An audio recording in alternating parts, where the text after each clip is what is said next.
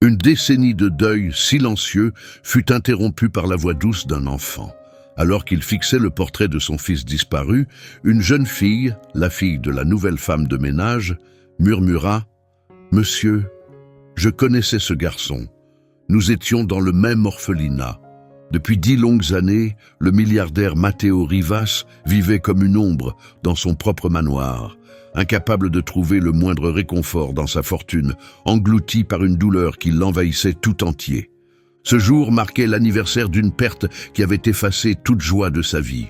Son fils Luca, autrefois un petit garçon joyeux, ne vivait plus qu'à travers un portrait accroché au-dessus de la cheminée, une belle image d'un enfant perdu trop tôt.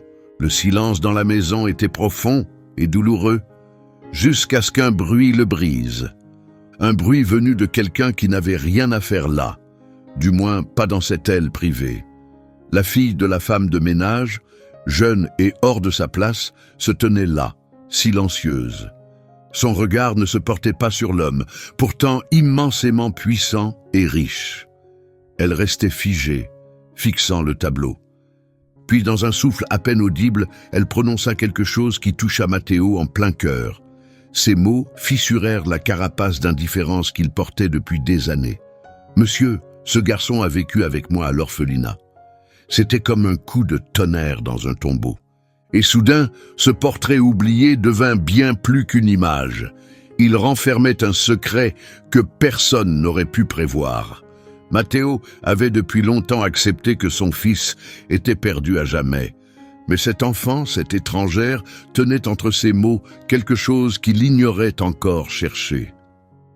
Dans les vastes couloirs froids de Greywood Manor, le seul son était celui du tic-tac régulier d'une horloge ancienne, marquant lentement le passage du temps.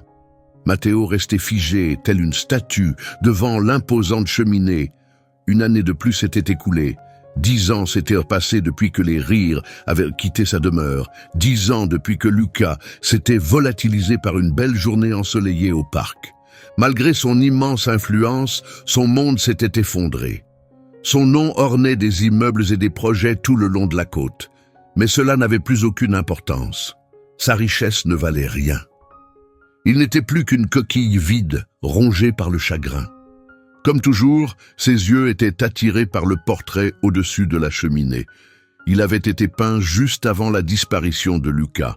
Les cheveux de l'enfant, sombres et bien coiffés comme ceux de son père, contrastaient avec ses yeux brillants, pleins de curiosité, comme ceux de sa mère.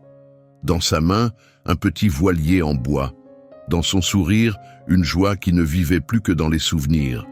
Un bruit léger, des pas à peine perceptibles, rompit le silence. Matteo se retourna brusquement, son irritation glaciale. Il avait été clair, aucune interruption aujourd'hui. Et pourtant, elle était là, Clara, la nouvelle femme de ménage. Elle semblait nerveuse, tenant un chiffon dans une main, visiblement troublée. Elle n'était pas censée être dans cette partie de la maison. Pire encore, elle n'était pas seule. Une petite fille se tenait derrière elle. Elle avait de longs cheveux blonds et de grands yeux bleus. Elle semblait avoir une 12aine d'années, hésitante mais pas effrayée. « Je suis désolée, monsieur Rivas, » dit Clara précipitamment. « Ma voiture est tombée en panne ce matin. Je n'avais personne pour la garder. Je lui ai dit d'attendre dans la cuisine. Sofia, je t'ai dit de ne pas sortir. » Le regard de Matteo se durcit. Les enfants lui rappelaient la vie qu'il avait perdue. « La cuisine est en bas, » dit-il froidement. « Ramenez-la. »« Oui, monsieur, » répondit Clara, la voix tremblante. « Sofia, viens !» Elle tira doucement le bras de sa fille, essayant de l'éloigner. Mais Sofia ne bougea pas. Elle ne regardait pas Matteo. Ses yeux étaient fixés sur le portrait au-dessus de la cheminée. Son visage passait lentement de la curiosité à la confusion, comme si elle tentait de retrouver un souvenir enfoui. « Sofia !» insista Clara, tirant plus fort. La fillette fit un pas en avant, puis un autre. Elle s'arrêta devant l'âtre et leva les yeux vers le tableau. « Ça suffit !» dit Matteo d'un ton sec. Sa voix ne s'éleva pas, mais portait une autorité indiscutable. « Cette pièce est privée. Sortez !» Sofia se tourna vers lui. Elle était pâle, les yeux grands ouverts, non par peur, mais par quelque chose de bien plus troublant, la reconnaissance. « Monsieur, dit-elle doucement, la voix tremblante, ce garçon, il vivait avec moi à l'orphelinat. » Ces mots résonnèrent dans le hall comme une chanson oubliée que l'on se remet à fredonner. Clara poussa un cri étouffé, portant la main à sa bouche. « Sophia, non, ne dis pas ça, c'est le fils de Monsieur Rivas. Présente-lui tes excuses tout de suite, » supplia Clara. À peine avait-elle parlé que Matteo sentit l'air lui manquer. C'était comme si le sol s'était dérobé sous ses pieds. Une vague glaciale le submergea, faisant disparaître toute couleur de son visage. Il s'agrippa au dossier d'un fauteuil en cuir pour ne pas tomber. Si un journal avait été là, le titre aurait pu être « Le milliardaire Matteo Rivas devient livide, rattrapé par le fantôme du passé ». Il se sentait faiblir, presque malade. « Qu'as-tu dit ?» demanda-t-il d'une voix rauque, à peine audible. Le visage de Clara était couvert de larmes. Sa voix montait dans la panique. « Sophia, tu te trompes !» pleura-t-elle. Tous dans le manoir connaissaient l'histoire. Ils savaient tous la tragédie qui hantait la demeure Rivas, la disparition de son fils unique, présumé mort. Mais Sophia, tremblante et pâle, ne recula pas. Sa voix était douce mais assurée. « Il n'est pas mort. Il était à Saint-Jude. Je le connaissais. On l'appelait tous Léon. » Matteo se figea. Dans son esprit, il revit Helena, son épouse, allongée, pâle, sur un lit d'hôpital, la voix brisée en un murmure. « Il est parti, Matteo. Il faut que tu le laisses partir. » Pendant 10 ans, il avait enfoui sa douleur au plus profond de lui, comme scellée dans la pierre. Et voilà qu'une fille de 12 ans faisait voler en éclats cette barrière, mot après mot. « C'est impossible, dit-il, la voix creuse. Mon fils est mort. »« Non, il ne l'est pas !» s'écria Sophia, blessée par le ton catégorique de l'homme. « Il était plus âgé quand je l'ai rencontré, mais je suis sûr que c'était lui. Il avait les mêmes yeux. Il dessinait tout le temps, des images de l'océan et d'un grand chien marron. » Matteo chancela comme si elle l'avait frappé. Un chien marron. Toby, un labrador chocolat qui suivait Lucas partout, son meilleur ami. Ce détail n'avait jamais été révélé publiquement. La presse connaissait l'enlèvement. Elle connaissait la lettre de rançon. Tout le monde croyait l'enfant mort, mais personne ne savait pour Toby. « Tu mens, murmura Matteo, mais l'accusation semblait vide. »« Je ne mens pas, répondit Sophia, les larmes aux yeux. C'était mon ami. On l'appelait Léon le Muet parce qu'il ne parlait jamais, pendant très longtemps. Mais il me parlait à moi. Il m'a dit qu'il n'était pas vraiment orphelin, que son vrai prénom commençait par un « E », mais qu'il ne s'en souvenait plus. Il disait que son père était riche et qu'il viendrait le chercher un jour. Personne ne le croyait. Clara sanglotait désormais, la main tremblante devant sa bouche. « Monsieur Riva, s'il vous plaît, Sophia est ma fille adoptive. Je l'ai recueillie de Saint-Jude il y a 3 ans. J'y faisais du bénévolat. » La tête de Matteo se tourna brusquement. « Vous l'avez adoptée ?»« Oui, monsieur, dit Clara en essuyant ses larmes. Elle y était depuis ses 5 ans. Je l'ai rencontrée pendant que je faisais du bénévolat. Quand j'ai pu, je l'ai ramenée à la maison. S'il vous plaît. » Elle se trompe parfois. Mais les pensées de Matteo s'emballaient. Elle l'avait adoptée, de Saint-Jude. Le même orphelinat que venait de mentionner Sophia. Ses mains tremblaient pendant qu'il redressait sa veste. Pour dissimuler cela, il les serra en poing. « Clara, dit-il calmement, emmenez votre fille dans mon bureau, maintenant. » Alors qu'elle s'éloignait, Matteo se tourna vers le portrait. L'enfant souriant, aux yeux brillants, tenant un petit voilier en bois. Il a dit que son père était riche et qu'il viendrait le chercher. La glace dans la poitrine de Matteo commença à fondre.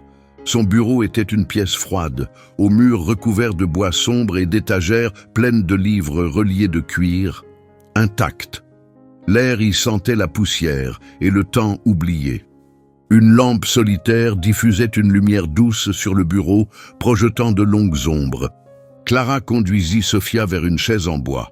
La fillette s'y assit au bord, ses jambes trop courtes pour toucher le sol. Clara resta debout près de la porte, serrant son chiffon, le regard oscillant entre sa fille et Monsieur Rivas. Matteo ne s'assit pas. Il resta debout près de la cheminée éteinte, le dos tourné, essayant de calmer sa respiration. 10 ans. 10 ans à faire semblant que les fantômes n'existaient pas. 10 ans à claquer la porte à l'espoir. Car pour lui, l'espoir était un poison. L'espoir avait détruit Elena. Elle avait poursuivi chaque promesse floue, chaque médium, chaque soi-disant piste. Elle avait donné son âme à de faux espoirs, jusqu'à ce qu'il ne reste plus d'elle qu'une voix faible, puis le silence. Matteo avait choisi un autre chemin. Il avait enterré sa douleur. Il avait accepté ce qu'on lui avait dit d'accepter. Et il ne s'était jamais autorisé à croire autre chose. Et maintenant, cet enfant se tenait devant lui. Une fille de 12 ans aux yeux aussi clairs qu'un matin d'hiver. Matteo se retourna lentement, le visage impassible, masquant soigneusement la tempête intérieure. « Commence depuis le début, dit-il calmement. Ne laisse rien de côté. » Sofia déglutit. La pièce était si silencieuse qu'elle entendait le tic-tac lent et régulier de l'horloge dans le couloir. « J'avais 5 ans quand je suis arrivée à Saint-Jude, » commença-t-elle, la voix douce. Je ne me souviens pas de mes parents biologiques. Maman, Clara, est la seule maman que j'ai vraiment connue. Je l'ai rencontrée pendant qu'elle faisait du bénévolat là-bas. Elle m'a adopté il y a 3 ans. Elle s'arrêta un instant, reprenant courage. Mais avant ça, je vivais à Saint-Jude. C'est là que j'ai rencontré le garçon. La voix de Matteo était basse, presque monotone.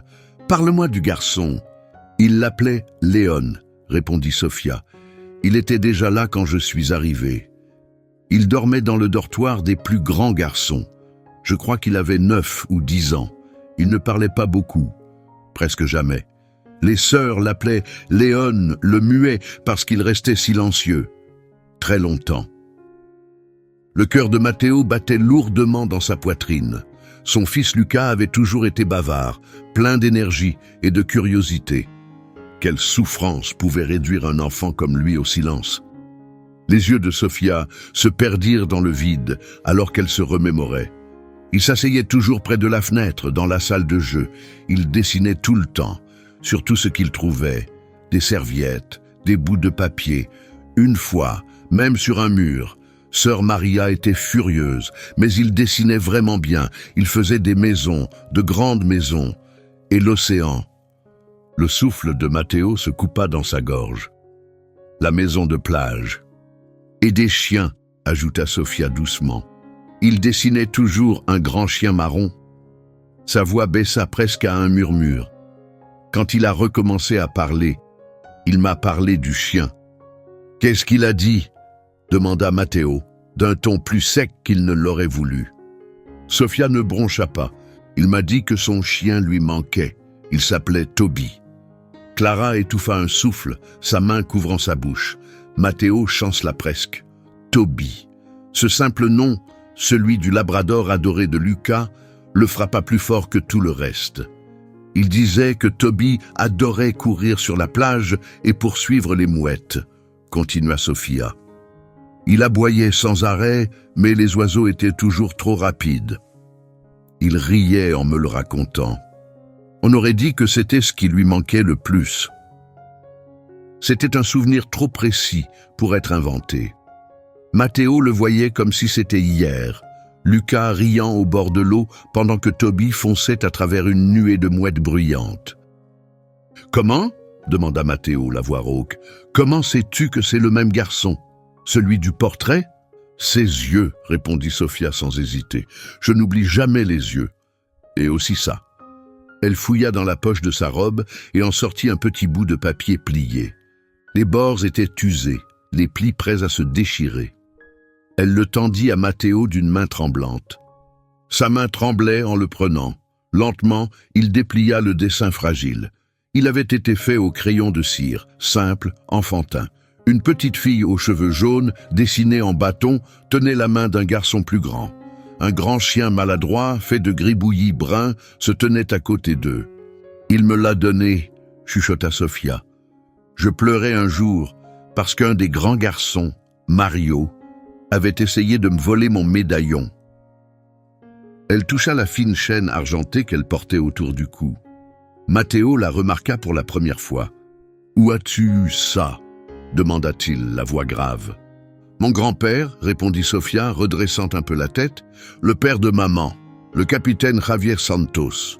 C'est un ancien militaire. Il venait avec elle faire du bénévolat à Saint-Jude. C'est là qu'il m'a rencontré. » Elle sourit légèrement. Il disait que j'étais courageuse, que j'étais une soldate comme lui. Il m'a offert ce médaillon et m'a dit de toujours le garder près de moi. Clara prit enfin la parole, la voix encore instable. « Mon père, il a vu quelque chose en elle. Il m'a dit, « Celle-là, c'est une battante, Clara. C'est là que j'ai su que je devais la ramener à la maison. Il m'a fallu presque 1 an pour y arriver, mais je l'ai fait. » Matteo hocha lentement la tête. Javier Santos. Ce nom lui disait quelque chose. Il s'en souvenait. Un homme respecté dans la communauté, admiré pour son intégrité et sa force inébranlable. Ce n'était pas le genre de famille qu'on pouvait accuser de mensonge ou de fabulation. Sofia jeta un nouveau regard vers le dessin que Matteo tenait toujours entre ses mains tremblantes. « C'est Léon qui me l'a donné, dit-elle doucement. C'était après que Mario a essayé de voler mon médaillon. Léon n'a pas crié. Il ne s'est pas battu. Il s'est juste mis devant moi et l'a regardé. Il n'était même pas en colère, juste calme, immobile, comme mon grand-père quand il veut éloigner les ennuis sans dire un mot. Et ça a marché. Mario s'est senti mal à l'aise et est parti. Il m'a rendu le médaillon. » Elle fit une courte pause. Ensuite, Léon m'a tendu ce dessin. Il a dit que c'était pour me rappeler que je n'étais pas seul, que quelqu'un serait toujours là pour me protéger. Matteo fixait le dessin au crayon, simple, enfantin, mais si fort. Son fils avait voulu protéger quelqu'un, même après que le monde ait échoué à le protéger lui. « Tu as dit que Clara t'a adopté il y a 3 ans, » dit Matteo d'une voix basse, concentrée, analysant chaque mot. « Qu'est-il arrivé à Léon ?» Sofia baissa la voix. « Il s'est enfui. C'était environ 1 semaine avant que maman vienne me chercher. Donc oui, ça fait environ 3 ans. Il devenait plus grand, peut-être 13, 14 ans. Il détestait être là. Il disait qu'il se souvenait de quelque chose, de sa maison. Un grand portail noir en fer avec une lettre dessus. » Les yeux de Matteo se tournèrent brusquement vers la fenêtre, vers les grilles au bout de l'allée.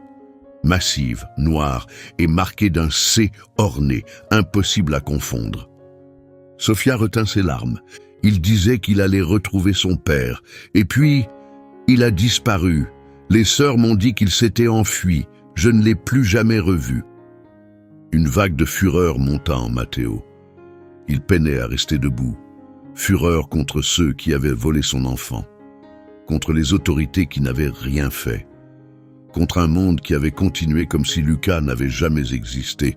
Et maintenant, ça. Le foyer Saint-Jude, dit-il entre ses dents serrées. Où est-ce que c'est? Il traversa la pièce en quelques grandes enjambées et saisit son téléphone sur le bureau. Il était prêt à appeler Alejandro, son chef de la sécurité, ou même le commissaire de police. Il ferait venir qui il fallait, mais la voix de Clara l'arrêta. Elle tremblait de peur. « Monsieur, il y a autre chose. » Matteo suspendit son geste, le doigt figé sur l'écran. Sofia baissa les yeux vers le sol, sa voix à peine audible. « Vous ne pouvez pas y aller, dit-elle. »« Pourquoi pas ?»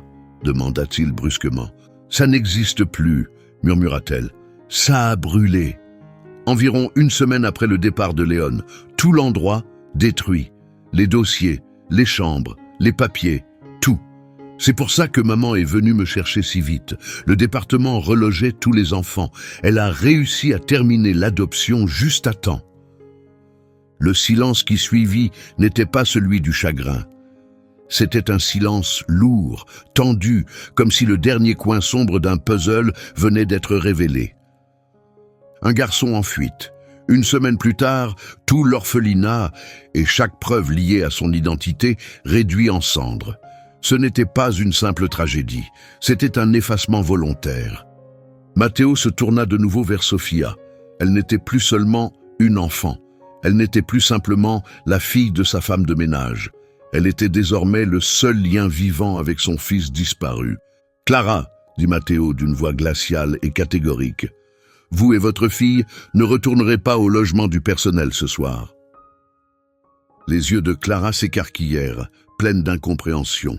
« Monsieur, vous allez vous installer dans l'aile est des invités, » déclara-t-il sans hésitation.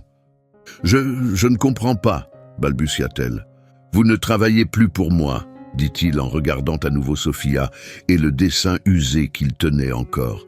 « À partir de maintenant, vous êtes sous ma protection. » Puis, il se tourna directement vers Sophia.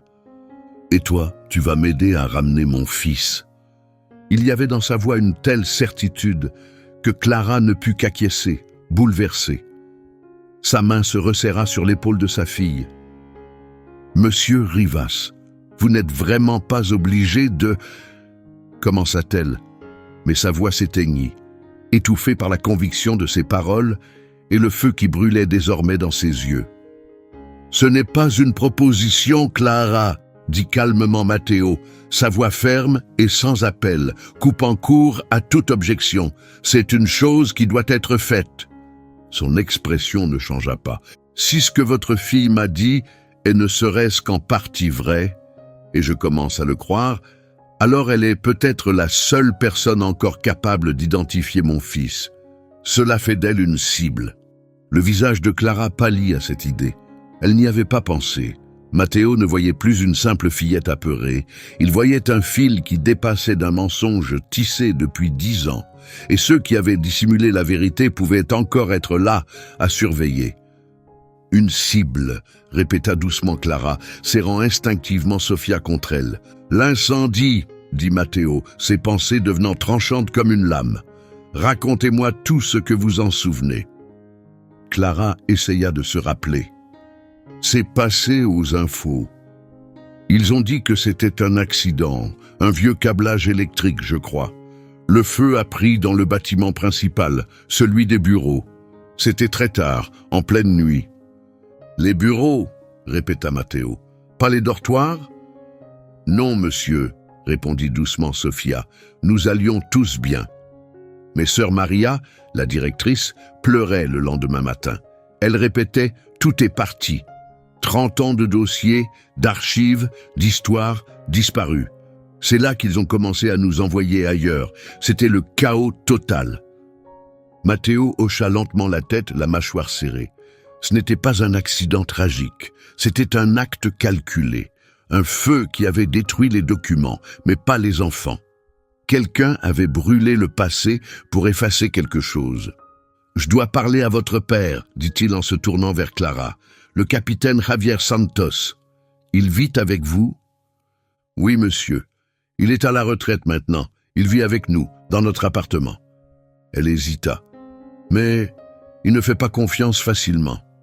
Surtout pas aux gens comme vous, aux gens riches. »« Parfait !» répondit Matteo sans hésiter, un léger sourire sombre aux lèvres. « Quelqu'un qui ne fait pas confiance facilement, c'est exactement le genre de personne que je veux à mes côtés. » Il retourna à son bureau, la décision prise. Le brouillard du chagrin qu'il avait enveloppé pendant 10 ans était en train de se dissiper. À sa place, naissait une force nouvelle, implacable, un but. Clara emmenait Sophia à la cuisine. Madame Ortega, ma gouvernante en chef, vous préparera quelque chose à manger. Je vais envoyer mon chef de la sécurité, Alejandro. Il vous y rejoindra et vous accompagnera jusqu'à l'aile est des invités. Il se retourna vers elle, le visage soudain plus dur. Vous ne devez parler à aucun membre du personnel. Ne répondez à aucune question. Vous n'êtes plus ici en tant que domestique. Est-ce bien clair? Clara hocha la tête, la gorge nouée. Elle comprit qu'il ne posait pas une question. Il posait une règle. « Oui, monsieur !» Elle prit Sophia par la main et se dirigea vers la porte. Mais alors qu'elles allaient sortir, la voix de Matteo les arrêta. « Sophia !» La fillette se retourna. Matteo contourna le bureau et s'agenouilla lentement devant elle. Cela faisait des années, 10, peut-être plus, qu'il n'avait pas regardé un enfant dans les yeux. Ce mouvement lui était devenu si étranger que son corps le ressentit, mais l'espoir qui montait en lui faisait encore plus mal. « Tu as été incroyablement courageuse aujourd'hui, » dit-il, la voix chargée d'émotion. « J'ai juste dit la vérité, monsieur, » murmura Sofia. « Mon grand-père dit que la vérité est un bouclier. » Matteo la fixa longuement. « C'est un homme sage, dit-il, et j'ai besoin que tu continues à être courageuse. » Encore un peu. Alejandro va te poser quelques questions, et je veux que tu lui dises tout. Tout ce dont tu te souviens sur Léon. Ne laisse rien de côté. Tu peux faire ça? Sofia serra son médaillon et hocha la tête avec sérieux. Vous allez le retrouver?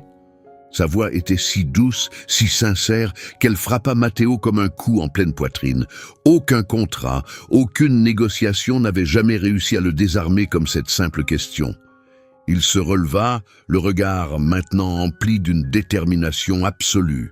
« S'il est quelque part, dit-il, je chercherai chaque coin du monde jusqu'à ce que je le ramène à la maison. » Clara et Sofia sortirent en silence. La porte se referma lentement derrière elles, dans un déclic lourd.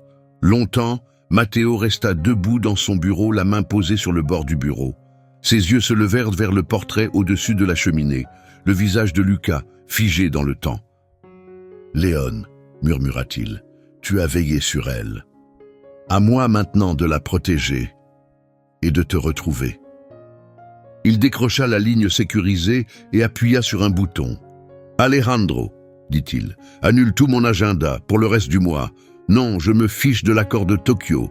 Annule-le. » Il marqua une pause, puis ajouta « Il se passe quelque chose au manoir, quelque chose de personnel. Je veux que Clara et sa fille, Sofia, soient transférées dans l'aile Est. Elles sont désormais sous ma protection directe, et je veux 2 hommes en poste devant cette aile, en permanence. Personne n'entre ou ne sort sans mon autorisation expresse, même pas le personnel. » Il se tut un instant, les yeux toujours fixés sur le portrait. « Et je veux tout, chaque dossier, chaque rapport, sur l'incendie de l'orphelinat Saint-Jude, il y a 3 ans. Récupère les rapports de police, les conclusions des pompiers, les documents d'assurance. Je veux savoir qui possédait les lieux, qui a signé les inspections, tout, ne laisse rien passer. » Puis, il appuya sur un autre bouton du téléphone de bureau. « Envoyez une voiture chercher le capitaine Javier Santos. Dites-lui que cela concerne sa petite fille, et qu'il comprenne bien, c'est urgent. » Dans la cuisine, l'endroit ressemblait plus à une salle de réception qu'à un espace de préparation. Des plans de travail brillants, du marbre poli, des rangées de casseroles en cuivre suspendues. C'était plus grand que l'appartement où vivaient Clara et Sofia. Madame Ortega, la gouvernante en chef, se déplaçait avec élégance et précision. Elle posa 2 assiettes fumantes de rôtis de bœuf et pommes de terre sur le grand comptoir central. « Monsieur Rivas a été très clair, » dit-elle d'une voix douce mais ferme. « Vous n'êtes plus du personnel. Vous êtes ses invités. » Pour Clara, le repas paraissait somptueux. Elle se frotta les mains, mal à l'aise, sans savoir comment réagir. « Madame Ortega, je ne comprends pas ce qui se passe. »« Ce n'est pas à moi de comprendre, » répondit la gouvernante avec bienveillance. « Et ce n'est pas à vous de poser des questions. Mangez, vous avez toutes les 2 l'air d'avoir traversé quelque chose de lourd. » Sofia, silencieuse jusqu'ici, leva la tête et dit doucement « Peut-être qu'on a vu un fantôme. » Avant que la gouvernante ne puisse répondre, un homme entra. Il portait un costume sombre, se déplaçait avec précision et dégageait une présence qui imposait le respect. « Je m'appelle Alejandro, » dit-il. « Je suis le chef de la sécurité de Monsieur Rivas. J'ai été chargé de vous escorter jusqu'à vos chambres. » La voix de Clara trembla. « Mon père, il vient? »« Oui, » répondit Alejandro. « Une voiture a déjà été envoyée. Il retrouvera Monsieur Rivas dans le bureau. Je vais vous conduire toutes les 2 dans l'aile Est maintenant. C'est la partie la plus sécurisée de la maison. » Ce mot, sécurisé, resta suspendu dans l'air comme une ombre. La suite dans laquelle ils entrèrent n'avait rien à voir avec les modestes logements du personnel que Clara connaissait. Elle comportait un petit salon chaleureux, une cheminée crépitante et 2 grandes chambres aux hautes fenêtres. Sofia s'approcha de l'une d'elles et regarda dehors. En contrebas s'étendait un jardin sombre et silencieux. « Maman, dit-elle d'une voix faible, j'ai peur. » Clara vint aussitôt à elle, l'enlaçant tendrement. « Tout va bien, ma chérie. On est en sécurité. Monsieur Rivas, il veut juste retrouver son fils. Tu as fait quelque chose d'important. » Alejandro resta près de la porte, immobile, calme. « Il y a un garde dans le couloir, dit-il. Vous n'êtes pas prisonnière. Mais s'il vous plaît, ne quittez pas cette suite. Les repas vous seront apportés. Et pour votre sécurité, il vaut mieux ne parler à personne d'autre. » Clara hocha légèrement la tête. Son visage était devenu pâle. « On dirait plus une prison qu'une chambre d'invités. »« Ce n'est pas une prison, madame, » répondit Alejandro d'un ton neutre. « C'est une pièce sûre. Monsieur Rivas pense que votre fille se souvient de quelque chose d'important. Et cela vous rend toutes les deux précieuses et peut-être en danger. Bonne soirée. » Il sortit, et le léger déclic de la serrure fut le seul son qui suivit. Dans le bureau, Mateo se tenait face au capitaine Javier Santos. L'homme était grand et mince, dans la soixantaine avancée, la peau marquée par le temps, mais la posture droite et pleine d'autorité. Ses yeux bleus, perçants, soutinrent ceux de Mateo sans ciller. Ce n'était pas un homme qu'on impressionnait facilement, certainement pas par l'argent ou le pouvoir. « Ma fille est sous votre toit, » dit Javier d'un ton ferme. « Elle m'a appelé en pleurant. Elle m'a dit que vous aviez placé des gardes devant sa porte. Je n'aime pas qu'on retienne ma famille ainsi. »« Capitaine Santos, » répondit Mateo en gardant son calme, « merci d'être venu. Je vous en prie, asseyez-vous. »« Je préfère rester debout, » rétorqua Javier sèchement. « Elles ne sont pas retenues, » expliqua Mateo. « Elles sont protégées. »« Protégées de quoi? De vous ?»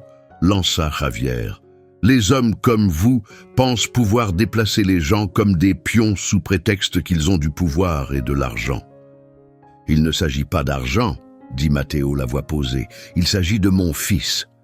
Votre petite fille pense l'avoir connu. » L'expression de Javier ne changea pas. « J'ai entendu ce qu'elle a dit. » Sofia ne ment pas. Mais elle est jeune, c'est une histoire douloureuse. Elle a peut-être mal compris quelque chose. « Elle se souvenait de son chien, » répondit calmement Mateo. Cela stoppa net Javier. « Elle connaissait son nom, Toby, » poursuivit Mateo. « Elle savait qu'il poursuivait les mouettes sur la plage. » Ce n'est pas quelque chose qu'elle aurait pu inventer. Ça n'a jamais été publié. Jamais dit à la presse. Seule la famille le savait. C'était un souvenir privé, quelque chose que seuls quelques rares proches connaissaient. Les yeux de Javier se plissèrent. En homme de terrain, il connaissait le poids des détails et le danger des coïncidences. « Un chien marron », murmura-t-il. Sa voix était basse mais tranchante.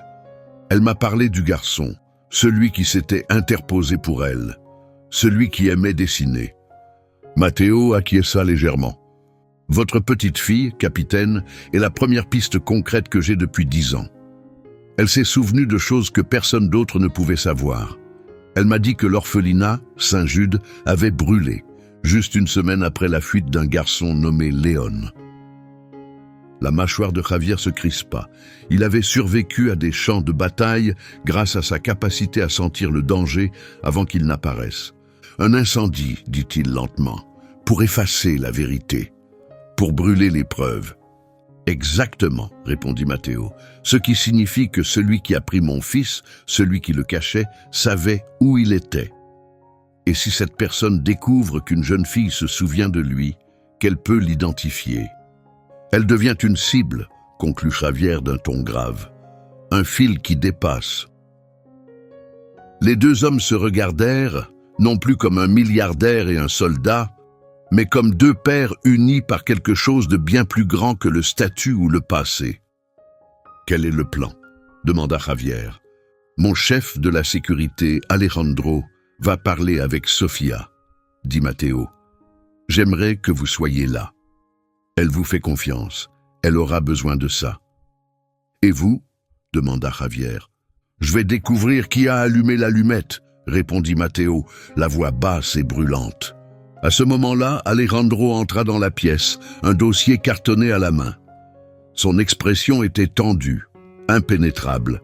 « Monsieur, dit-il, premiers éléments sur l'incendie de Saint-Jude. »« Je vous écoute, » répondit Matteo, en se tournant vers lui.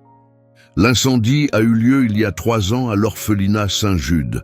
Le rapport officiel, signé par le commandant des pompiers Raphaël Duarte, concluait à un problème de câblage électrique, perte totale du bâtiment. L'affaire a été classée comme accidentelle. « Accidentelle », répéta Matteo d'un ton neutre. « J'ai enquêté sur Duarte, poursuivit Alejandro. Il a demandé une retraite anticipée 2 semaines après avoir signé ce rapport. Il s'est acheté un appartement en bord de mer en Floride, payé comptant, sans crédit. » Il leva les yeux. Il a aussi acheté un bateau de pêche de 12 mètres, également en espèces, et tout cela avec un salaire de pompier. Javier laissa échapper un son sec et grave. Il a été acheté. Un camouflage. Ce n'est pas tout, dit Alejandro en ouvrant le dossier. J'ai retracé la propriété du bâtiment. Il n'appartenait pas au diocèse local, comme on aurait pu le croire. Il appartenait à une fondation privée. « Quelle fondation ?» demanda Matteo. Alejandro hésita una segunda. Elle était enregistrée sous le nom de Fondation Evergreen, une organisation caritative. J'ai fait une vérification complète. Et alors ? Depuis 15 ans, le seul donateur de la Fondation Evergreen est une société écran enregistrée dans le Delaware. Un frisson glacé parcourut l'échine de Matteo. Ce n'était pas du chagrin, c'était plus lourd, plus froid. Quelle société, Alejandro? Alejandro baissa les yeux vers les papiers dans sa main. C'est une filiale de Rivas Development, monsieur. La pièce se figea dans un silence absolu. Depuis le couloir, le tic-tac lent de l'horloge semblait assourdissant. Javier se tourna vers Matteo. « Qu'est-ce qu'il vient de dire ?» Le visage de Matteo était devenu livide. Il sentit le sang battre dans ses tempes. Lentement, il s'approcha de son bureau et s'y appuya, comme pour ne pas vaciller. Il parla d'une voix basse, tremblante. Il a dit que quelqu'un, dans ma propre entreprise, a utilisé mon argent pour financer l'orphelinat où mon fils était retenu. Le choc fut brutal. L'ennemi n'était pas dehors. Il était entre les murs. Une goutte de sueur glissa le long de sa tempe. Il ne faisait pourtant pas chaud, mais il avait l'impression d'étouffer. Pendant 10 ans, il avait financé, sans le savoir, la prison qui cachait son fils. La trahison était si profonde qu'elle lui transperçait la poitrine comme une lame. Javier rompit le silence le premier. « Monsieur Rivas, dit-il, la voix dure comme l'acier, vous avez eu un serpent dans votre maison pendant toutes ces années. » Les yeux de Matteo se levèrent, brûlants de rage. « Un serpent, répéta-t-il, et je vais lui trancher la tête. » Il abattit sa main sur le bouton de l'interphone. Alejandro. Alejandro revint dans la pièce presque aussitôt, déjà prêt à ce qui allait suivre. Il avait lu le dossier. Il en connaissait les implications. « Qui ?» demanda Matteo, la voix basse mais tranchante comme un rasoir. « Qui, dans mon entreprise, a signé pour la fondation Evergreen? Qui a autorisé les fonds? Qui a permis ça ?» Alejandro répondit prudemment, tenant son téléphone. « C'est une filiale, monsieur. Elle dépend du service des dons caritatifs, supervisé par... » « Ne me dites pas qui supervise, » rugit Matteo, perdant le dernier soupçon de retenue. « Dites-moi qui a signé les chèques. »« Je veux le nom de la personne qui a ouvert ce compte, » insista-t-il, « et le nom de celui ou celle qui a validé les versements. Je me fiche que vous deviez réveiller tous les comptables et avocats de cette ville. Je veux ce nom sur mon bureau dans l'heure. »« Bien, monsieur, » répondit Alejandro, déjà tourné vers la porte. « Attendez, » dit soudain Javier. Les 2 hommes se tournèrent vers lui. Les yeux du vieux soldat étaient calmes, son ton posé mais volontaire. « Tu abordes ça comme un homme d'affaires, » dit Javier à Matteo. « Tu suis l'argent, c'est intelligent. Mais tu oublies quelque chose d'important. La fillette. » La colère de Matteo s'apaisa aussitôt, remplacée par cette concentration froide et maîtrisée qui avait bâti un empire. « Qu'est-ce qu'il y a avec elle ?»« C'est la seule à avoir vu ton fils, » répondit Javier. « Si tu veux des réponses, tu dois comprendre à quoi ressemblait la vie là-bas. Qui dirigeait l'endroit? Qui venait? Ce qu'il faisait quand personne ne regardait. C'est là que la vérité se cache. » Matteo acquiesça lentement. Le vieil homme avait raison. « Alejandro, tu restes avec moi sur le volet financier, mais envoie 2 de tes meilleurs hommes, des gens en qui tu as une confiance absolue, dans l'aile Est. Je veux qu'ils parlent avec Sofia. » Puis il regarda à nouveau Javier. « Je veux que tu sois là aussi. Elle te fait confiance. Elle en aura besoin. » Javier hocha brièvement la tête. « J'y vais tout de suite. »« Non, » dit fermement Matteo. « Attends les hommes d'Alejandro. Personne dans cette maison ne bouge seul cette nuit. Pas tant que je ne sais pas à qui on a affaire. » Dans l'aile Est, le silence pesait lourdement sur la pièce. Sofia était recroquevillée sur le tapis, les genoux contre sa poitrine. Clara faisait les 100 pas près de la cheminée éteinte, le visage pâle d'inquiétude. Quand la porte s'ouvrit, Sofia leva les yeux et courut droit dans les bras de son grand-père. « Papy !» s'écria-t-elle en s'agrippant à lui. Javier s'agenouilla légèrement pour la serrer fort contre lui. « Ça va aller, soldat, je suis là !» Il regarda sa fille. « Clara, tu tiens le coup ?» Clara hocha faiblement la tête, la voix brisée. « On a juste peur, papa. »« Je sais, » dit Javier doucement, « mais ici, vous êtes en sécurité. » 2 hommes entrèrent à leur tour, grands, carrure solide, costumes sombres. Leur visage était impassible, mais leur présence imposait le respect. « Ces hommes vont te poser quelques questions, » dit Javier à Sofia en la menant jusqu'au canapé. « Ils travaillent pour Monsieur Rivas. Je reste avec toi tout le temps, d'accord ?» Sofia hocha la tête en serrant fort son médaillon. L'un des hommes, un certain Miguel à l'allure calme, s'assit en face d'elle. Son visage était bienveillant, mais son regard ne laissait rien passer. « Sofia, » commença-t-il d'une voix basse et posée, « on veut juste parler de Saint-Jude, de ton ami Léon. Ça te va ?»« Oui, » répondit-elle doucement. « Tu as mentionné une sœur, sœur Maria. C'est elle qui était responsable ?» Sofia hocha la tête en réfléchissant. Elle était très vieille. Son visage était tout ridé. Elle n'était pas méchante, mais elle avait toujours l'air effrayée. « Effrayée ?» demanda Javier en se penchant vers elle. « Peur de quoi ?» Sofia hésita puis murmura. « Des visiteurs. » Miguel arrêta d'écrire. « Les visiteurs ? Qui étaient-ils ?»« Ils ne venaient pas pour nous, » dit Sofia en secouant la tête. « Ils venaient pour sœur Maria. Parfois la nuit. Dans une grosse voiture noire. C'était toujours très silencieux. » Le stylo de Miguel resta suspendu au-dessus de la page. « Une voiture noire. Tu as déjà vu qui était à l'intérieur ?» Sofia hocha doucement la tête. « Une fois, je n'étais pas censé être réveillée. J'avais mal au ventre, alors j'étais à l'infirmerie, au rez-de-chaussée. J'ai regardé par la fenêtre quand j'ai entendu la voiture. Il était très tard. « Qu'as-tu vu ?» demanda Miguel avec douceur. « Un homme est sorti, » dit Sofia. « Il était grand, portait un chapeau. Et il avait une bague. Je m'en souviens parce qu'elle brillait quand il a pointé du doigt sœur Maria. Elle avait l'air de vouloir pleurer. » Miguel se pencha en avant. « Une bague ?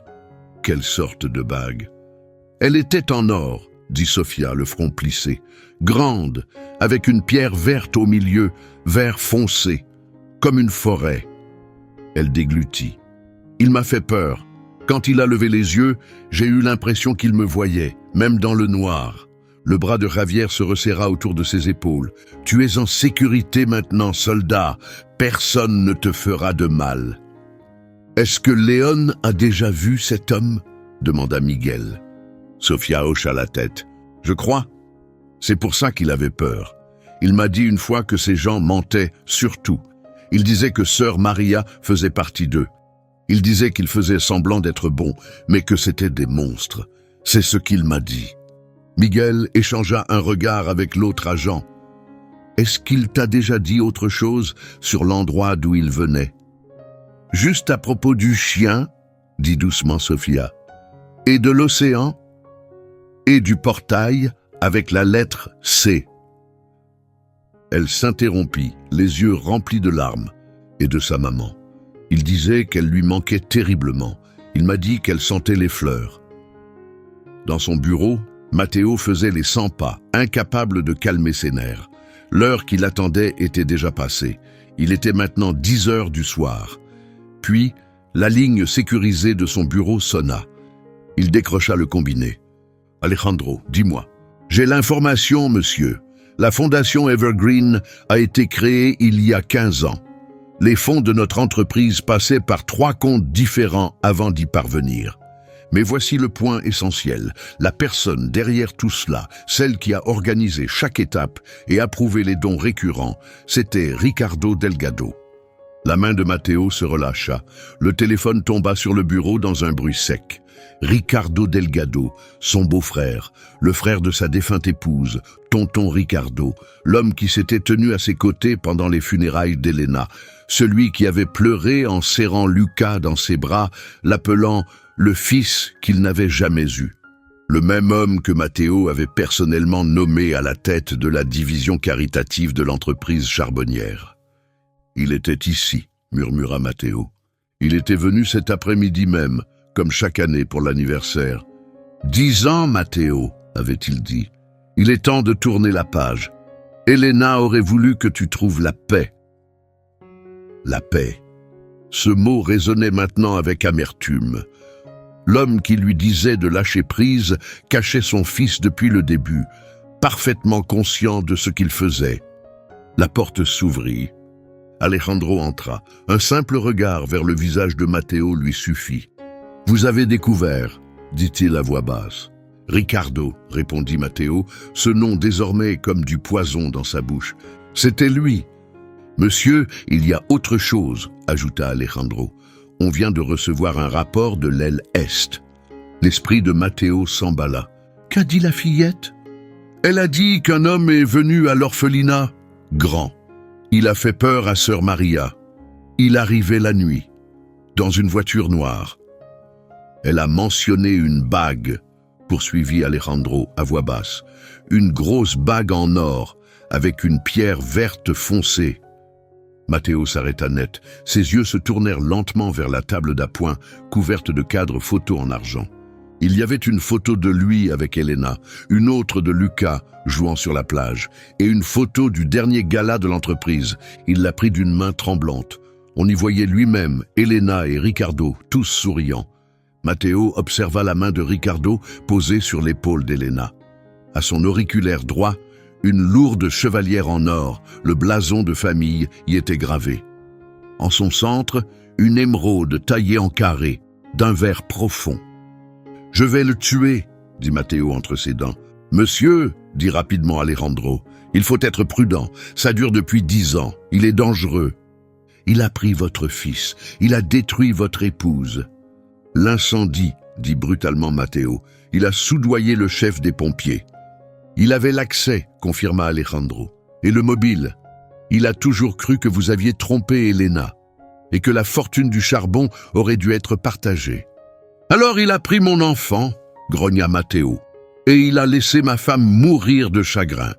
Il m'a laissé seul dans cette maison vide, tout ça pour de l'argent. Et maintenant il sait, » dit Alejandro d'une voix basse, « ou il le saura très bientôt. La nouvelle femme de ménage et sa fille, envoyez-les dans l'aile Est, placez des gardes devant leur porte, annulez tout votre programme. Ce n'est pas un imbécile, monsieur, il est rusé, il va sentir que quelque chose ne va pas, il comprendra que la vérité est en train de sortir. » Matteo fixe droit dans les yeux d'Alejandro.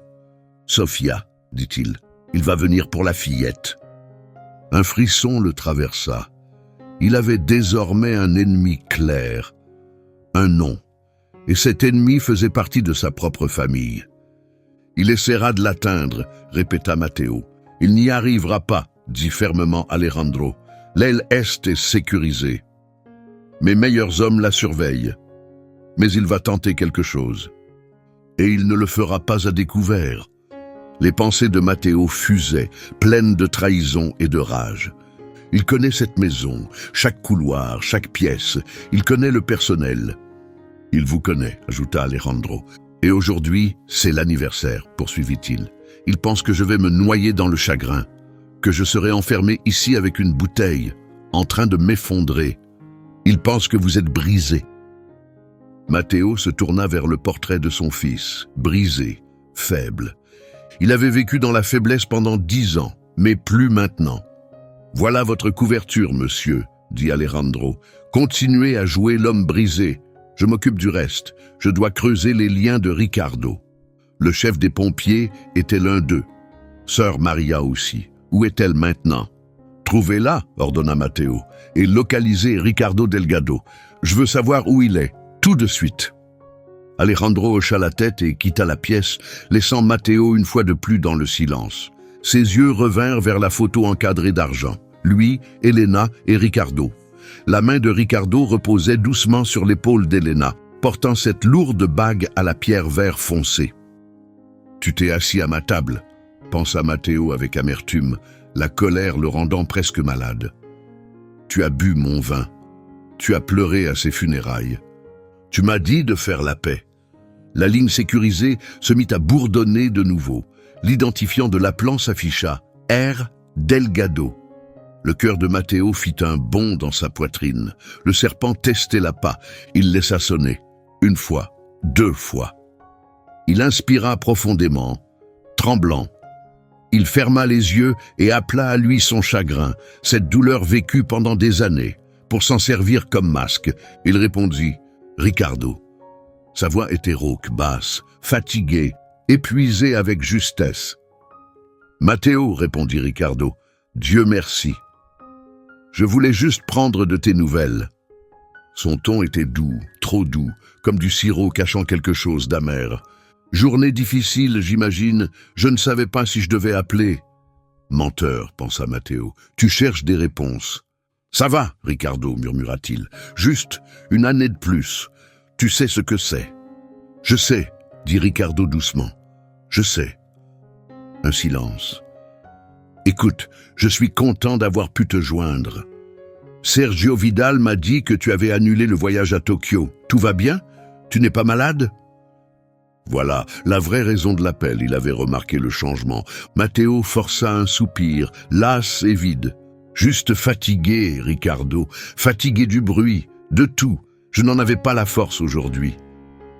Un autre silence. Ricardo réfléchissait. L'excuse tenait. Bien sûr, répondit-il toujours sur un ton préoccupé. Je comprends parfaitement. C'est d'ailleurs pour ça que j'appelle. Et si je passais? On pourrait partager un verre, juste nous deux, pour Elena, pour Lucas. La main de Matteo se crispa sur le téléphone. Il veut venir ici, voir ce qui a changé. Non, lâcha Matteo trop vite. Il se reprit, adoucit sa voix. Non, Ricardo, merci, vraiment, mais je vais aller me coucher, j'ai juste besoin d'être seul. Tu es sûr? Je suis à 10 minutes à peine. Je suis sûr, dit Matteo, la voix posée, teintée de lassitude. Merci, Ricardo. Bonne nuit. Il raccrocha, ses mains tremblaient, non de peur mais de rage. Il n'a pas cru, murmura Matteo dans le silence. Il va venir. Il appuya sur l'interphone. Alejandro, il arrive. Delgado vient ici. Il se doute de quelque chose. Qu'il vienne, monsieur, répondit Alejandro, calme et posé. Les gardes de l'aile Est sont déguisés en personnel d'entretien. Il ne remarquera rien. Mais l'équipe du périmètre est en alerte. Dès qu'il repartira, on le suivra. Continuez à jouer le rôle. Soyez le veuf endeuillé. Dans l'aile Est, Javier Santos regardait sa fille et sa petite-fille avec gravité. Son expression était sérieuse. « Clara, cette fille n'est plus seulement un témoin, dit-il. Elle est impliquée maintenant. Et elle vient de tirer le premier coup. On doit s'assurer qu'elle a tout ce qu'il lui faut pour se défendre. » Il s'assit à côté de Sofia, l'expression calme mais concentrée. « Tu as été formidable avec ces hommes, Sofia, dit-il doucement. Mais maintenant, j'ai besoin que tu te concentres sur autre chose. pas les choses effrayantes. Je veux que tu penses à Léon. Je pense déjà à lui, papy, répondit-elle doucement. Je le sais, mais essaie de te souvenir encore plus. Tu es doué pour remarquer les détails. Tu m'as dit qu'il aimait dessiner l'océan. Est-ce qu'il a déjà dit où c'était? Sophia hésita, le front plissé. Il a dit qu'il y avait une maison près de l'eau. Sa maman l'adorait. Tu te souviens d'autre chose? Insista Javier. Il parlait de chaises blanches sur la terrasse et d'un oiseau, dit-elle lentement. Un oiseau? Demanda Javier en se penchant. Un oiseau en bois, acquiesça-t-elle. Il était sur un poteau et tournait avec le vent. Il était blanc. Il a dit que c'était son papa qui l'avait mis là. Il le voyait depuis sa fenêtre, et ça le rassurait. L'expression de Javier changea. Clara, est-ce que Monsieur Rivas possède une maison au bord de la mer? Je crois que oui, répondit-elle. Ça devrait être dans les dossiers. C'est important, dit Javier. Monsieur Rivas doit entendre ça. Avant qu'il ne puisse bouger, Sophia poussa un souffle tremblant et serra son médaillon. Qu'est-ce qu'il y a? Demanda rapidement Clara. Le prénom, murmura Sophia. Il y a autre chose dont je me souviens. Il disait s'appeler Léon. Mais ensuite, il m'a dit que son vrai nom complet, c'était Léon Luca. Ses yeux s'assombrirent d'une peur soudaine. Et il m'a expliqué pourquoi. Pourquoi, ma chérie? À cause de l'homme avec la bague, dit-elle, la voix tremblante. Léon se cachait sous un lit. L'homme criait sur sœur Maria. Il l'a appelé neveu. Puis il lui a dit « Appelle-le Léon, Lucas Rivas n'existe plus. Ce nom est enterré. » Il l'a forcé à dire oui. Elle pleurait. Javier ferma les yeux. C'était la pièce manquante. « L'oncle, murmura-t-il, il faut le dire à Monsieur Rivas, insista Clara. « Non, pas par téléphone, répondit Javier. Trop risqué. Je vais parler au garde. Il fera passer le message. Restez ici, verrouillez la porte après mon départ. » En bas, la sonnette retentit, résonnant dans la grande maison silencieuse. Madame Ortega alla ouvrir, le visage pâle. Dans l'ombre, près de l'escalier, Matteo restait immobile, le cœur dur comme la pierre. La porte d'entrée s'ouvrit lentement. Ricardo Delgado se tenait là, tenant une bouteille de whisky coûteuse et affichant un sourire compatissant. « Ricardo, monsieur, balbutia Madame Ortega, monsieur Rivas a dit qu'il allait se coucher. »« N'importe quoi, » répondit Ricardo en entrant sans hésiter. Ses yeux balayèrent le hall d'entrée. Par une nuit pareille, il a besoin de sa famille. Ricardo s'avança davantage. Le silence dans la maison était lourd. « Matteo » appela-t-il.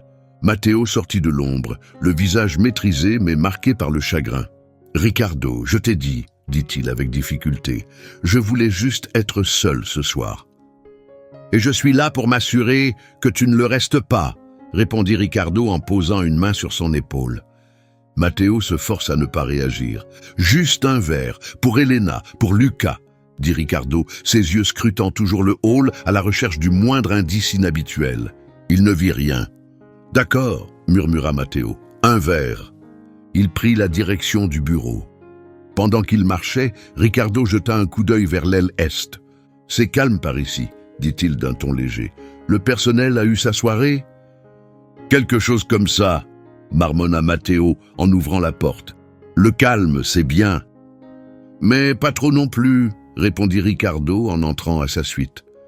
Matteo s'approcha de la table où se trouvaient les carafes, mais s'arrêta. « Oh, tu as apporté quelque chose, » dit-il en remarquant la bouteille. « Le meilleur, » répondit Ricardo, la posant sur le bureau. Puis ses yeux furent attirés par quelque chose, une feuille pliée, dessinée au crayon de couleur. La poitrine de Matteo se serra. Il avait oublié de la cacher.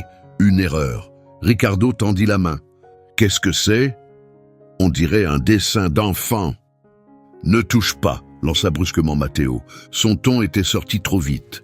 Ricardo s'arrêta, la main suspendue au-dessus du dessin. Lentement, il se tourna. Le masque de politesse qu'il portait s'effaça. Matteo comprit aussitôt son erreur. Il ferma les yeux et força un tremblement dans sa voix. « Ce n'est rien d'important. Un vieux croquis de Luca. Je l'ai retrouvé dans une boîte aujourd'hui. S'il te plaît, Ricardo, laisse-le. » Ricardo l'observa, puis regarda le dessin. Il montrait une fille blonde, un garçon plus grand et un chien marron. Il ne se souvenait pas que Luca ait connu une enfant blonde. « Bien sûr, » dit enfin Ricardo en retirant la main. Un sourire maîtrisé revint sur son visage, mais ses yeux s'étaient éteints. « Toutes mes excuses, juste un vieux souvenir. » Mais à l'intérieur, quelque chose avait bougé. Il ne savait pas encore quoi, mais il sentait que quelque chose clochait. Le dessin ne venait pas du passé, et la réaction de Matteo n'était pas celle du chagrin, c'était de la peur. L'air entre eux s'alourdit, le serpent avait senti un frisson dans l'herbe. « Un vieux souvenir », répéta Ricardo à voix basse. Il s'approcha de la cheminée, faisant mine d'admirer le portrait au-dessus. Luca était un si beau garçon, tellement comme Elena. Il soupira. D'une certaine façon, c'est une bénédiction qu'elle n'ait pas vu tout ça. Ce vide. Les mots étaient calculés. Il voulait voir Matteo vaciller, et il le vit. Non pas à cause de la tristesse, mais à cause de l'effort qu'il faisait pour ne pas l'attaquer. « Elle nous manque à tous », parvint à dire Matteo, maîtrisant sa respiration. Il verse le whisky dans 2 verres, poursuivant la mascarade. « Tu avais dit un verre ?»« Oui, un verre. » Le regard de Ricardo suivait chacun de ses gestes. « Tu sais, Matteo, tu m'inquiètes. Annuler ton voyage, t'enfermer ici, retrouver ces vieilles choses. » Il s'arrêta. « Tu es sûr que c'est vieux ?» Le crayon semble récent. Matteo sentit un frisson, son pouls battait à sa gorge. « C'était dans une boîte, » répondit-il d'un ton plat, « avec les affaires de Luca. » Je ne vérifie pas les dates sur les souvenirs. Il versa les verres avec une main tremblante, laissant ce détail faire partie de son rôle. Il tendit un verre à Ricardo. Leurs doigts se frôlèrent une seconde. La bague en or de Ricardo capta la lumière, celle avec la pierre verte foncée. « À Elena, » dit Ricardo en levant son verre, « et à Luca, qu'ils reposent en paix. » Matteo leva son verre mais ne put boire. L'odeur de l'alcool lui souleva le cœur. Il reposa le verre doucement. « Je ne peux pas, » murmura-t-il en se détournant. « Tu devrais partir. Je ne suis pas de bonne compagnie ce soir. » Ricardo l'observa un long moment. Il vit les mains tremblantes, le verre resté intact, la lutte intérieure. Puis il soupira, feignant la compassion.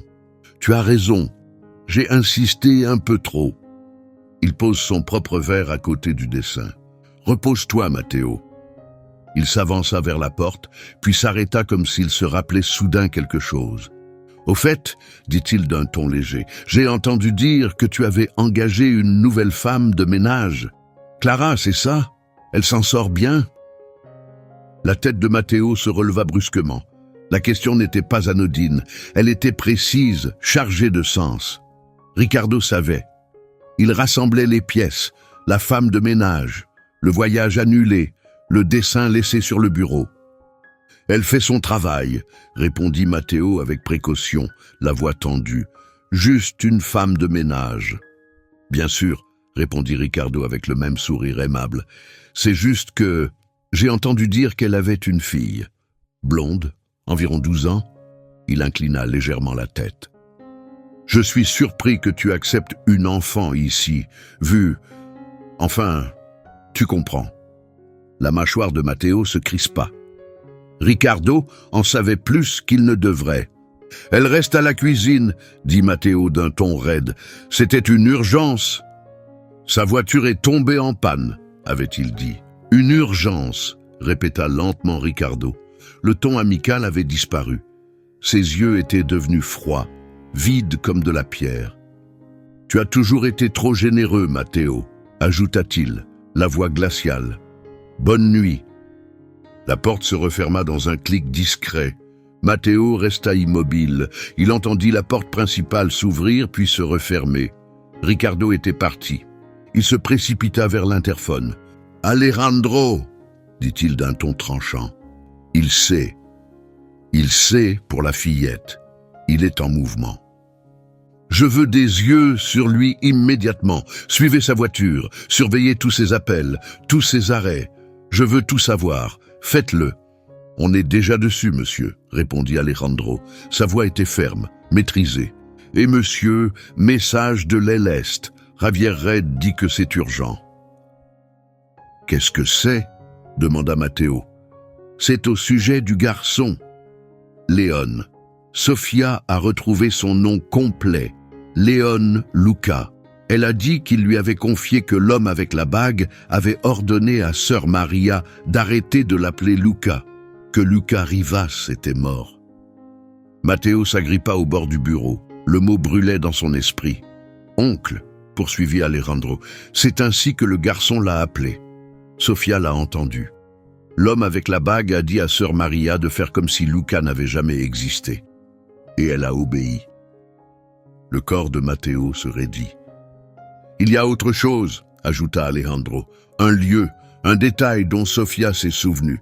Elle a dit que Léon parlait d'un oiseau blanc, en bois, qui tournait avec le vent. Il le voyait depuis la fenêtre de sa chambre. » Matteo tourna les yeux vers la photo encadrée accrochée au mur. C'était une image de la maison de plage. Sur le coin de la terrasse, comme elle l'avait décrit, se trouvait une mouette blanche en bois, en forme de girouette. « Il est là », murmura Matteo. « Mon fils, il est vivant. Pas juste un souvenir, pas juste un nom. Il est réel. Il est là. »« Monsieur » l'interrompit Alejandro. « Le véhicule de Ricardo se dirige vers le sud, en direction de la côte. »« Non » dit brusquement Matteo, l'esprit tournant à toute vitesse. « L'incendie de l'orphelinat, ce n'était pas pour cacher Lucas. C'était un écran de fumée. Il s'est échappé avant que ça n'arrive. Ricardo ne sait toujours pas où il est allé. »« Il ne va pas à la maison de plage, » dit Matteo avec conviction. « Il va chercher la seule personne encore en vie qui sait ce qui s'est réellement passé. »« Qui ?» demanda Alejandro. « Sœur Maria, » répondit Matteo, le ton devenu tranchant. « C'est elle qui a accepté l'argent. Celle qui a aidé à effacer l'identité de Luca. Ricardo va la faire taire. » Déjà en mouvement, Matteo attrapa ses clés de voiture. « Alejandro, trouvez cette sœur. Utilisez toutes nos ressources. Je me fiche du coup. Arrivez avant lui. »« Et vous ?» demanda Alejandro. « Je vais à la maison de plage, » dit Matteo. « Je dois voir cet oiseau de mes propres yeux. »« Monsieur, vous ne devriez pas y aller seul. Laissez-moi envoyer du renfort. »« Non !» cria Matteo. « Toi, trouve la religieuse. Moi, je prends la maison. Ça se termine ce soir. » Il sortit du bureau d'un pas décidé, dépassant le portrait de son fils de 4 ans, souriant. Pour la première fois en 10 ans, Matteo Rivas n'était plus un homme perdu dans le chagrin. Il n'était plus seulement un mari brisé. Il était un père et il était prêt à se battre. Dans l'aile Est, Sofia se tenait à la fenêtre, regardant la cour sombre. « Est-ce que j'ai fait quelque chose de bien, grand-père » demanda-t-elle doucement. Javier Santos la rejoignit, posant sa large main usée sur sa frêle épaule. Il écouta le rugissement lointain d'un moteur s'évanouir dans la nuit. « Tu as fait bien plus que ça, Sofia, » répondit-il, la voix emplie de fierté. « La vérité n'est pas seulement un abri, parfois elle devient notre arme. » Il regarda Clara et Sofia, sa fille, sa petite-fille. « Vous n'avez pas seulement dit la vérité, » déclara l'ancien capitaine avec fermeté. « Vous avez tiré le premier coup. » La nuit était noire, la maison immobile, mais le silence avait perdu son emprise. La chasse avait commencé. Le rugissement furieux de la voiture de sport de Matteo déchira le calme du quartier. Il roulait vite, mais il s'en moquait. Son esprit était clair. Taillé dans la colère. 10 ans de deuil, de vide, s'étaient consumés. 10 ans à faire semblant, à avaler sa douleur, étaient révolus. Il ne restait plus que la clarté et la rage. Un mot résonnait dans sa tête. Tonton. La voix dans sa mémoire était limpide. Lucas n'existe plus. Appelle-le Léon. Il n'avait pas seulement volé un enfant, il avait brisé une famille. Il avait laissé sa propre sœur mourir le cœur en miettes, tout en portant le poids de la vérité. Cette trahison était si immense qu'elle le faisait suffoquer. La console émit un bip. Il appuya sur le bouton haut-parleur. « Alejandro ?»« On a les yeux sur lui, monsieur, » dit Alejandro, la voix sombre. « Ricardo a tourné vers l'est. Il est sur l'ancienne route d'État, direction la frontière du comté. »« Il va voir la religieuse, » grogna Matteo, les jointures blanchies sur le volant. « Sœur Maria, il élimine la dernière pièce du puzzle. »« C'est ce qu'on pense, » confirma Alejandro. « Elle s'appelle Maria O'Connor. Après l'incendie, elle a été déplacée au centre de retraite Sainte-Catherine, une petite maison de soins. Ricardo a payé pour ça. »« Évidemment qu'il l'a fait, » gronda Matteo. « Il achète son silence depuis des années. » « Il est à 10 minutes. On est plus proche. À 5 minutes. On arrivera avant, je vous le jure. »« Où es-tu ?»« Je suis sur la route côtière, » répondit Matteo. La brise de l'océan portait l'odeur du sel. « J'y suis presque. »« Je dois savoir, Alejandro. Je dois le voir de mes propres yeux. »« Soyez prudent, monsieur, » avertit Alejandro. « On ne sait pas ce que vous allez trouver. » L'appel prit fin. Matteo tourna sur un chemin de gravier. Les herbes folles en bordure frôlèrent la voiture. Le portail rouillé grinça à son passage. Il n'était pas revenu ici depuis 10 ans. La maison se dressait au loin, sombre et silencieuse, découpée contre l'océan illuminé par la lune. Il sortit de la voiture. Seules les vagues lui répondirent. Les vagues et le léger grincement d'un objet tournant. Il leva les yeux. Elle était là, perchée sur le coin du porche, exactement comme Sophia l'avait décrit, une mouette blanche en bois. Elle tournait lentement dans la brise, les ailes déployées. Il se souvint de ces mots. Il a dit qu'il la voyait depuis la fenêtre de sa chambre. La poitrine de Matteo se serra. Il courut vers le porche, tâtonna avec la clé, elle coinçait. Il donna un coup d'épaule contre la porte. « Lucas !» La porte s'ouvrit dans un fracas. L'air à l'intérieur était froid, humide. Il sentait le temps, la poussière, la décomposition. « Lucas !» cria-t-il, la voix brisée. Silence. Seul le rythme de la mer répondait. Il entra. Tout était recouvert de draps blancs. Les meubles semblaient être devenus des fantômes silencieux. L'espoir commençait à s'éteindre. Il était trop tard, encore une fois. Il était là, murmura Matteo. Mais il est parti. Pourtant, il se dirigea vers l'escalier. Quelque chose en lui avait besoin de voir, besoin de savoir.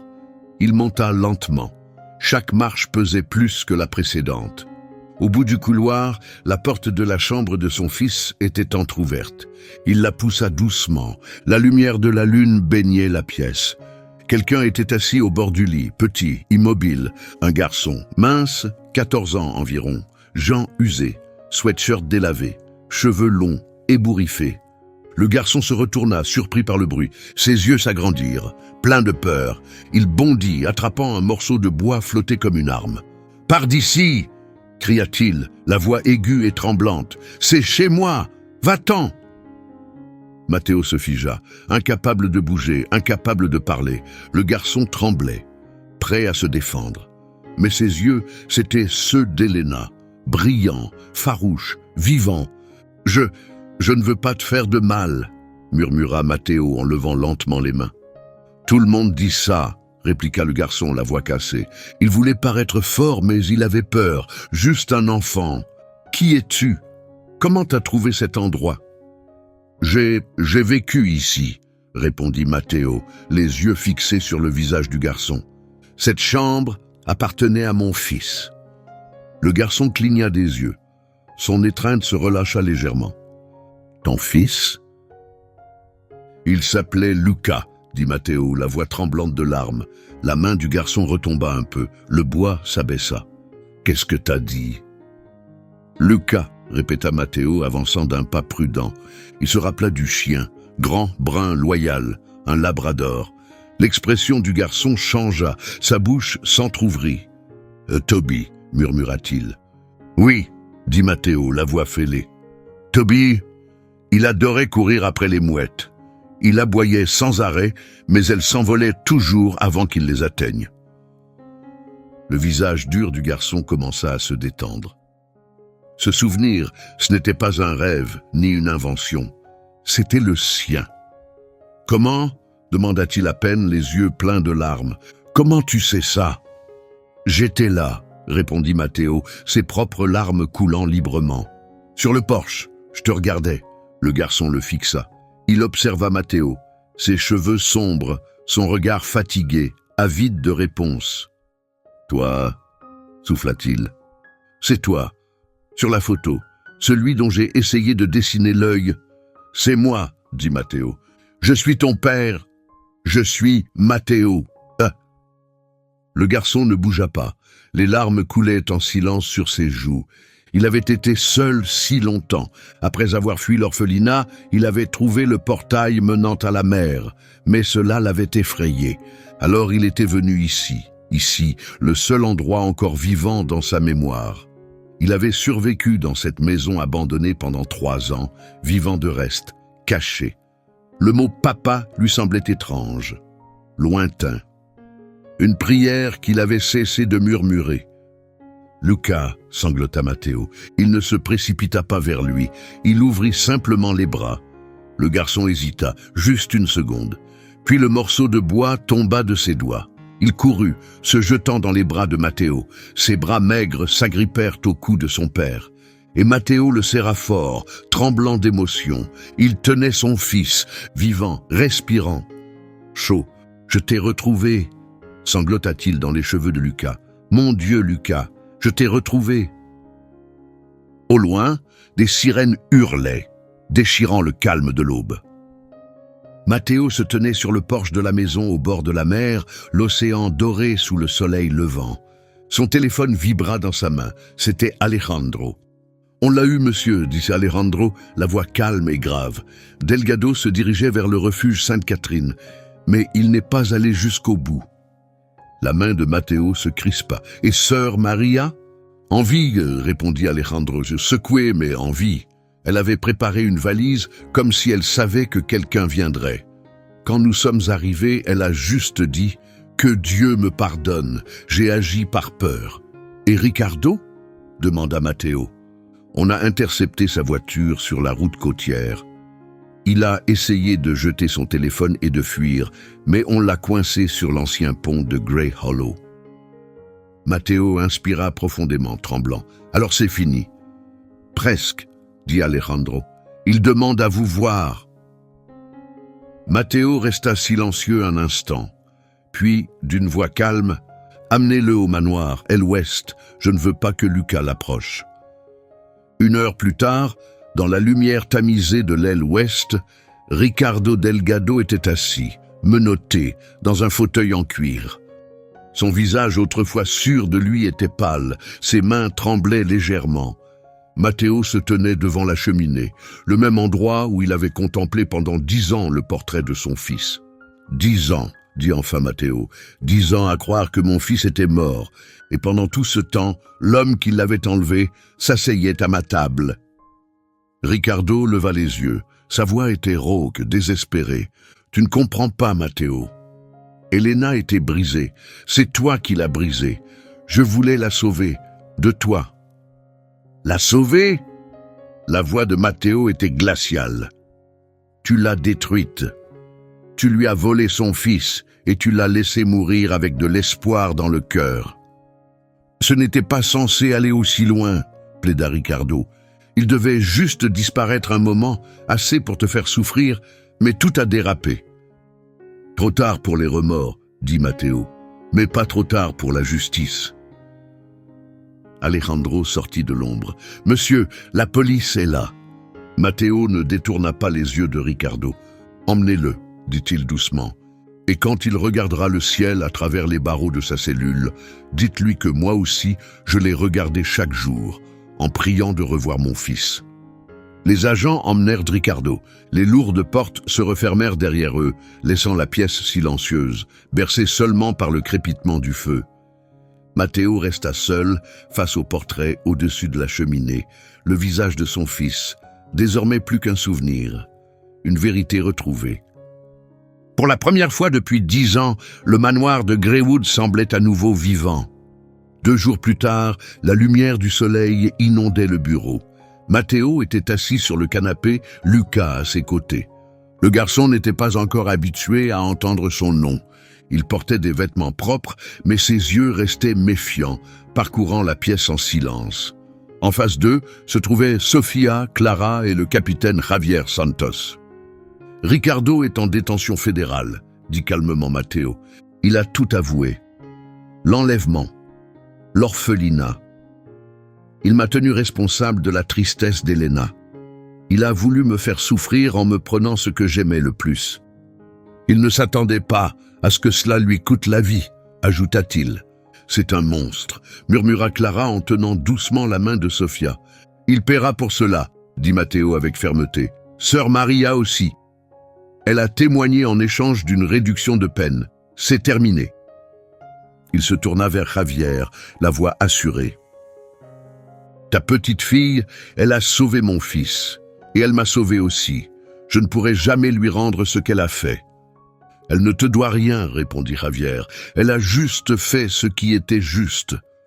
La vérité est un bouclier. C'est vrai, acquiesça Matteo. Puis il se tourna vers Sofia. Sofia, tu es la personne la plus courageuse que j'ai jamais rencontrée, dit-il, la voix serrée par l'émotion. Je veux créer une bourse à ton nom, pour tes études, quel que soit ton rêve, médecine, droit, autre chose, il t'appartiendra. Sofia regarda son grand-père qui lui fit un signe de tête plein de fierté. « Merci, monsieur, dit-elle timidement.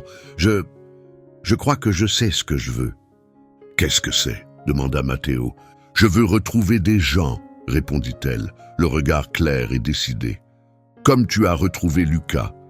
Je veux retrouver ceux qui sont perdus. » Matteo sourit. Un vrai sourire, doux, sincère, comme il n'en avait plus eu depuis 10 ans.